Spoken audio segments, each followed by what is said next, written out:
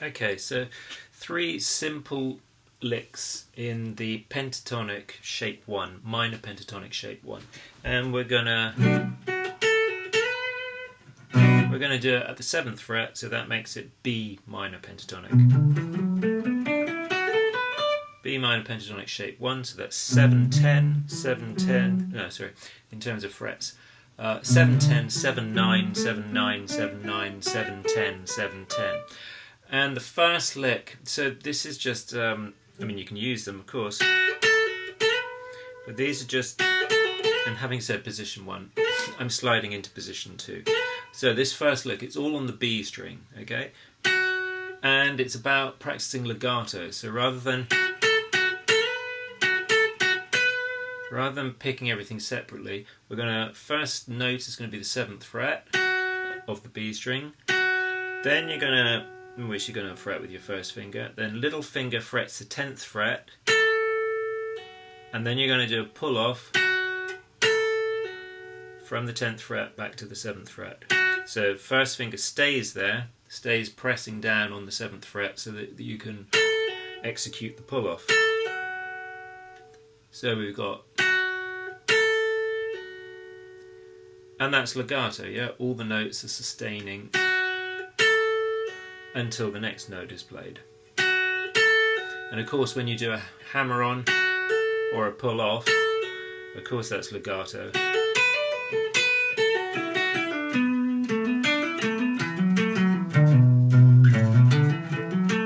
Yeah, of course that's legato because you're just picking once, and that note, your first note, is lasting right up until the second note happens, or vice versa with the pull off. Okay, so the lick, all on the B string, 7, 10, pull off to back to 7, and then little finger again at 10, pluck, and immediately, well, it doesn't have to be immediately, you can alter it. It can be a slow one, you can stay on fret 10, hear the note, and then slide up to fret 12. Let's do that actually, yeah, it doesn't have to be, it can be an immediate slide, so as soon as you pick the string, you slide up, that's one expression, yeah, or it can be, so, or, and then you got 2 licks there actually. Now, when you do slide up from the 10th fret to the 12th fret, let the note just ring out for a little bit, and then just add a little bit of a wobble on it, a vibrato, yeah?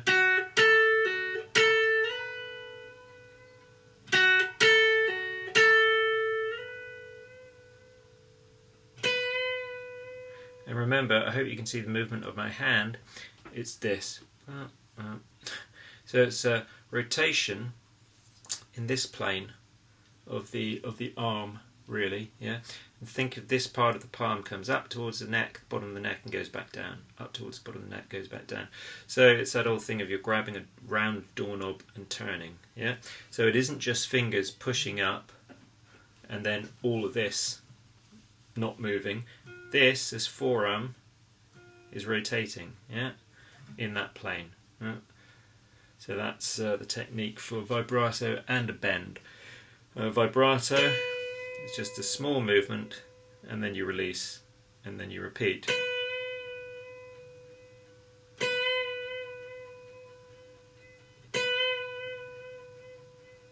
So it can be easier to practice this technique with a vibrato than a bend because you don't have to push the string so much.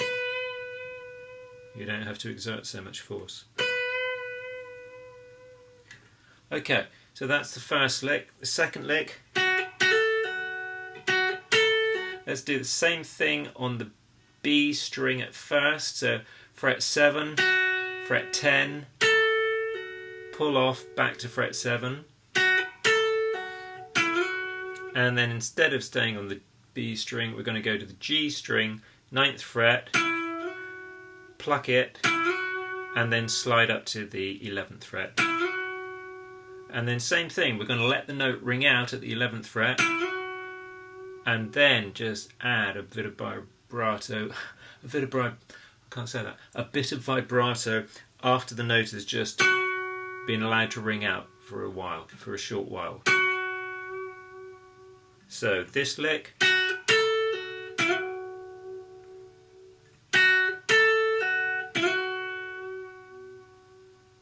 so 7, 10, pull off to 7, fret 9 on the G string, sliding up to fret 11, and then a little bit of vibrato on the end.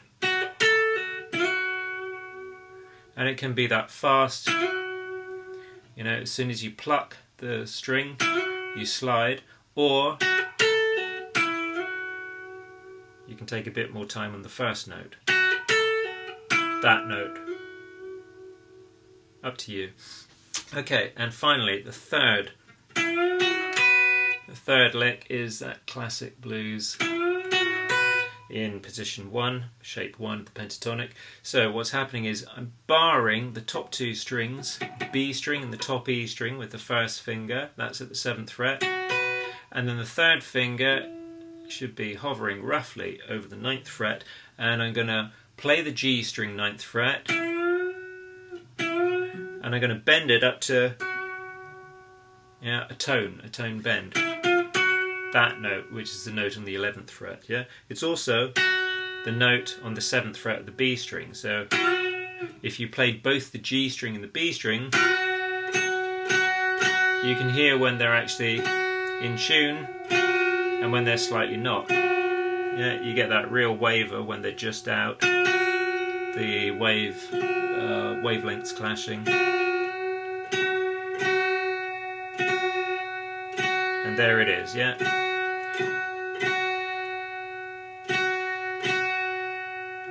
Okay, so you can either play that note, go back to this note, and bend up to it. I want to hit that note, and then how far you have to push will get into muscle memory. Or you can pluck both the G and the B string, and as I just did before, bend the G string until it's in tune with, synchronizing with the wavelengths, synchronizing with the note on the B string.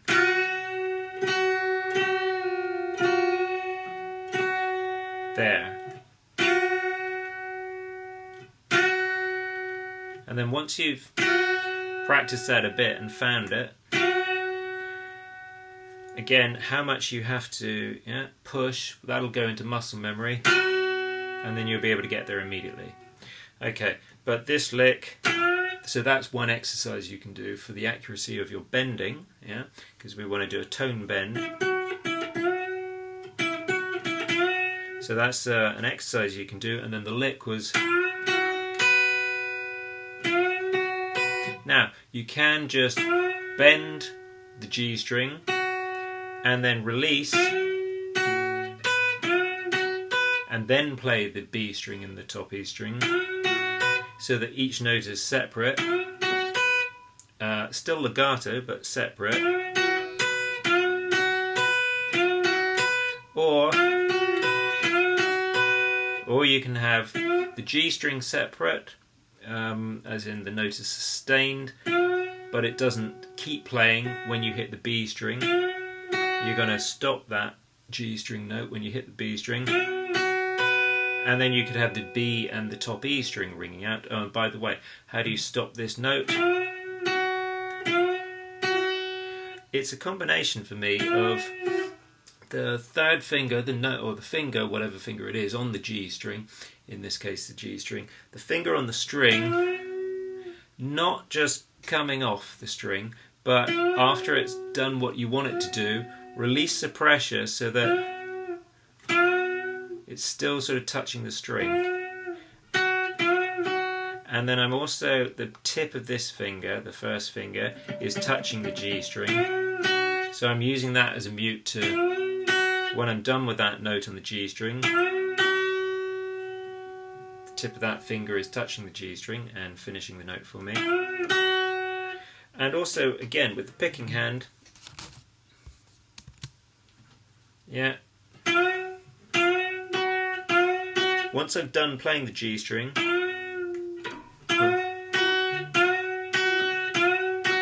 you can see my hand just slightly moving down. So again, it's the knife edge part of the palm.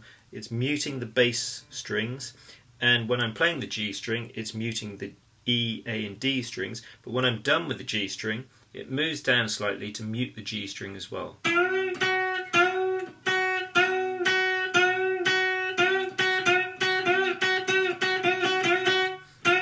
And then when it's really fast like that, it's a little bit of everything. It's a very slight movement on this hand, and it's, for me, the first finger moving slightly up to touch the G string when I'm done with that note. Okay, so back to the lick. You're going to bend that G string from fret 9 to fret 11,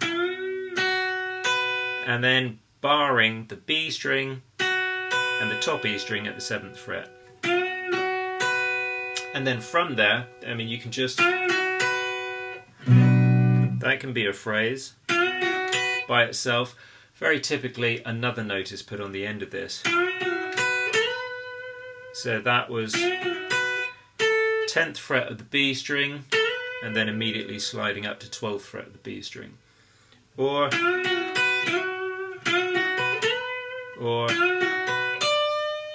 and that was 10th fret, you know, of the top E string, still in shape 1, minor pentatonic,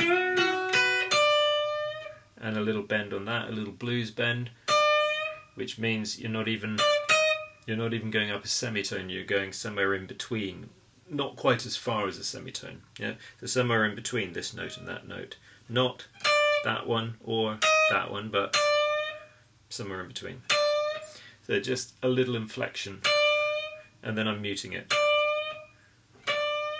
with the mixture of releasing the pressure of this finger but still touching the string, which is difficult to do if you don't also employ this hand. Yeah, so again, side of the palm touching the string to mute it.